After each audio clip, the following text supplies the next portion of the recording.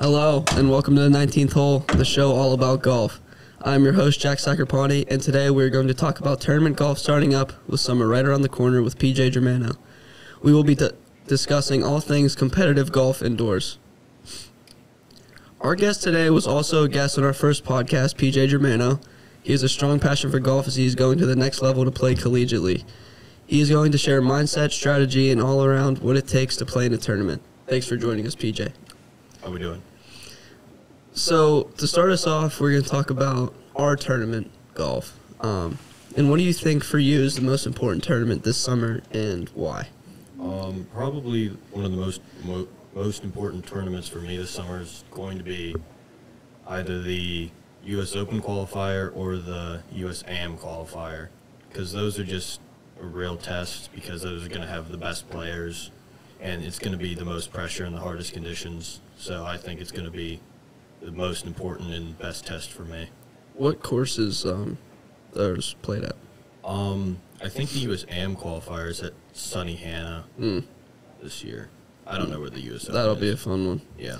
I think, for me, I think the most important one is the C.R. Miller match play, because all the best juniors around get invited to that. But it's at Fox Chapel, which, Yeah. I mean, is one of the best courses in Pennsylvania, because it's in that circle with Oakmont, Field Club, Fox Chapel.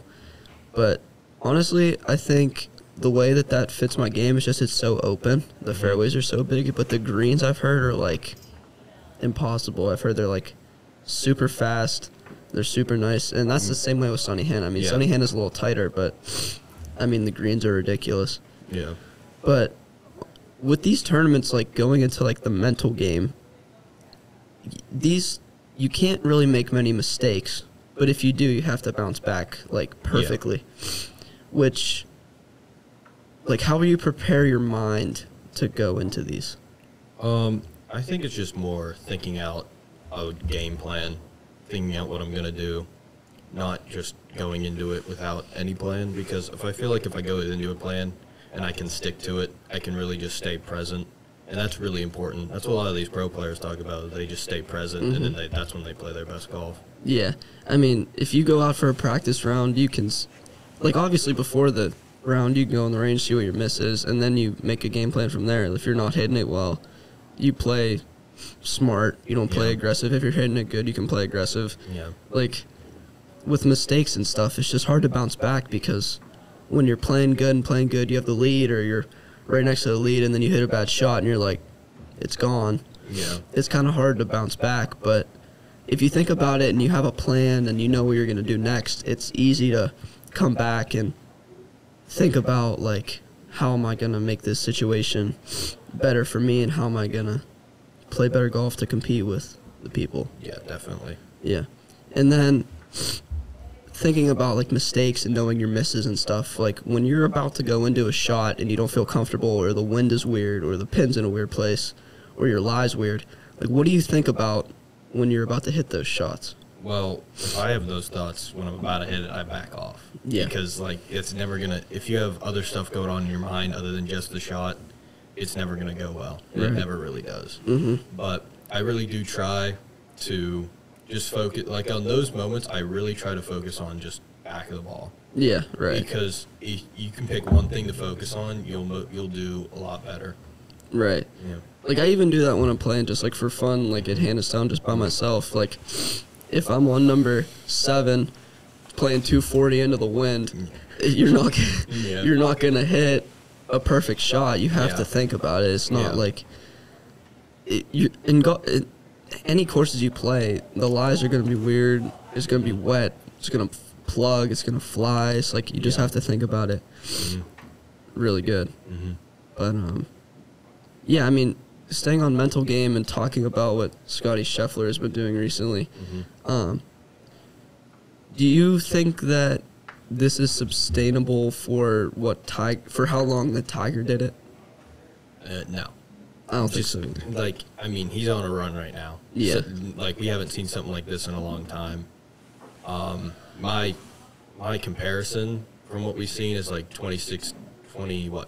15 Jordan Spieth. He was on Scotty's on a really good run, and they keep comparing him to Tiger, but just with all how good the players are now, I just don't think he can keep it up for as long as Tiger did. Yeah, because Tiger wasn't playing against Rory and Rahm and all them, but it's just the swing that he has and the stuff that's going on in his life. Like, his wife is pregnant, he's about to have a kid. He was gonna drop out of the Masters even if he was leading. Yeah, if his kid was born.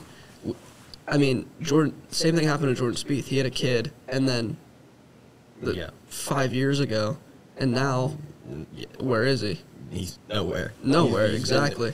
He's been nowhere. Yeah, exactly. He got married, and he had a kid, and he's nowhere. So I think when the kid comes, I think Scotty's going to take a break from golf a little bit. Yeah. Maybe lose it a little bit, but, I mean, his caddy has made more than Rory McIlroy this year. That's his ridiculous. caddy alone has made $1.9 million, and Rory's made like 1.7. Scotty in the past, I think 4 tournaments or 5 tournaments, it said he's made like $13 million. It's ridiculous. Which is just money. stupid, because I mean, what do you even do with that kind of money? I don't know. As a golfer, Yeah. basketball player, you can put it into physical stuff and like training and just go to the course and hit balls and You could buy a really good house. buy a cool car. Yeah, It's nothing I don't know what crazy. you're gonna do. But the kid that he's about to have is gonna have a pretty good life. Yeah. But going into his footwork and stuff, like, I don't know how you keep that. He stays on he twists his ankle every time he hits a ball. Yeah, but I think it's really interesting the way he does it. Mm-hmm. Because, all of he does, he's like Getz. Yeah, he is. People aren't going to know who that is. Yeah. But, I mean, all of what Getz and Scotty do is to get into the positions they need to get into. And they just have different ways of doing it. And I think it's really cool how he is able to have the weirdest footwork ever. Yeah, it is and cool. hit the ball perfect. Mm-hmm. For people who don't know who Getz is, a friend out at Hannistown, Mark Getz, he's trying to be a pro. He has a very funky swing, but I mean, people like that, it's really cool to see them play golf and see it work, because you don't really see stuff like that. Because, I mean, think about it, like Rory and all the top players. Rory, people say he has the most perfect swing, and all the other good players have the most perfect swing. So it's cool to see how they do that. But I mean, his body's not going to be able to do. He's going to twist he's going to break his ankle one time he falls on it weird, and it's just going to be like crazy. But as I said, 13 million in the past 5 tournaments. How do you think this is going to change golf? Well, it definitely changes it. Well, I think it all started with Liv changing it. Right. Because Liv offered all the money to all the best players in the world. And then magically, and Phil called him out, and Phil took the heat for it. But then magically, the purses got 10 million, a lot more money. Yeah. So, I mean, so a person that wins a Liv tournament, I mean, they obviously get the massive contract, but a person that wins a Liv tournament gets $4 million. Scotty won 4.5 when he won the Arnold Palmer Invitational. So, I mean, PGA players aren't getting as much because the Liv guys are getting their regular contract. They said they offered Tiger like almost $1 billion. Yeah. But just in tournament wise, and I mean, they still get money from the team stuff too. Yeah. But just in tournament wise, individually, PGA Tour guys sometimes in like the bigger tournaments like the Masters and Arnold Palmer and PGA and US Open and stuff like that, they're getting more money than the Liv guys, which honestly I don't think would sit right with the Liv guys, because they're like, we left. I mean, Rahm got that $300 million signing bonus, but after he went to Liv, no one has heard from him. He lost some sponsorship deals like Travis Matthew and stuff. Yeah. And then he's horrible showing at the Masters. Horrible showing at the Masters. I don't even know if he made the cut or not. He did. But just like by a shot. Yeah, exactly. Yeah. But I saw this Instagram comment that was like, oh yeah, the Liv guys are, like there were 3 in the top 10.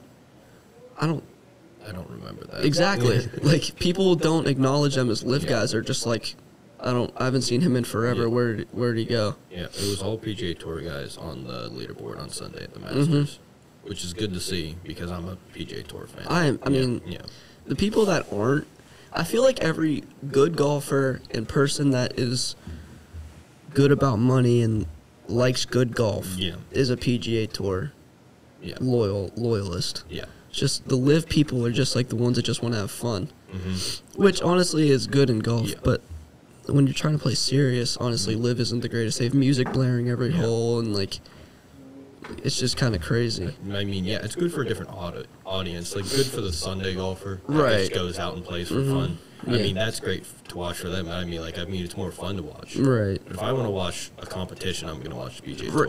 It's so much more competitive. Seems like a joke. They're all wearing shorts, Yeah. and like, they don't even have sponsors. They have like team uniforms. Yeah. It's just kind of goofy to me. weird. Yeah. But yeah, I'm trying to think, but like, I was talking to my aunt. We were watching the Masters together. She was like, "What's that goofy logo on his chest?" I was like, "That's the Live uniform." Yeah. It's like, Yeah, they wore their team shirts. That was weird. really weird. And then they made that merger, what, like 7-8 months ago. It hasn't changed anything. No. They were supposed to. Well, they were originally allowed to play in all the majors, Yeah. which is still true. But with merger, I thought they meant that they could play in any tournament. Yeah. But nothing has came of that, which is really weird. Yeah, I don't. Very strange. It is weird. Well, thank you, PJ, for coming on and talking about golf with me. Thank you for having me. That is our last 19th hole episode of the year, which we might do it next year. I'm sure everyone appreciated and really thought about the information you gave, and also thanks to all the viewers. Yeah. I'm Jack Sagarpani, reporting from WCA TTV Studios. See you next time.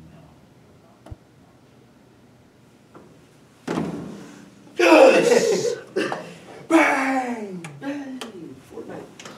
Bang Fortnite, skibbity Riz. Bang Fortnite, Skippy Riz.